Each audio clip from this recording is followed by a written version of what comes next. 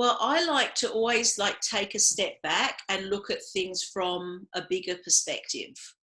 So, because what appears to be very real in the sort of the conscious mind, that's top of mind thing, is not necessarily real at all. So I would say, let's take a step back and let's see what's really going on. And it could be really like a number of things. It could be a competing motivation. And an example of that would be, let's say you get someone who wants to earn a lot of money and, I really want to do well. I want to get lots of business and I want to build the bank account. But then they also want a lot of free time, right? And those two things, not necessarily, but often it can create like a conflicting belief.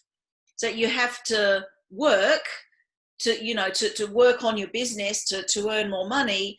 But if you just want time to do nothing, then that's going to work against you. So sometimes there are competing motivations for people that kind of work against each other. The other thing is that no matter how much you tell yourself... Sorry to interrupt you here. I think that really clicked with me, what you said. Competing motivations, because I get that in my work as well. I have people, for example, who want money, but also have some values, like noble values. They want to build something good. They want to create a legacy in their lives, and they will need to wait. They need to do the good work and then get the money, probably. So we have these competing motivations, as you think. So just a note here. I want you to tell me, how do you work with these competing motivations? Well, what do you do then with these?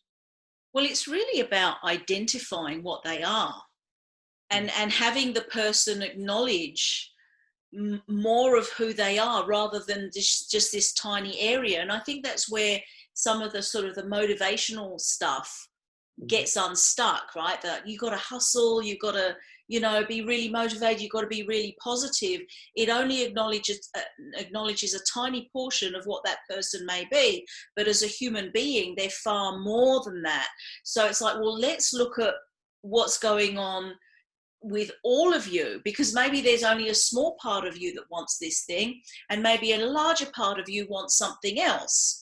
So really like that work of acknowledging the whole is really valuable. And the other thing is that, I would say to the person, well, what is success to you?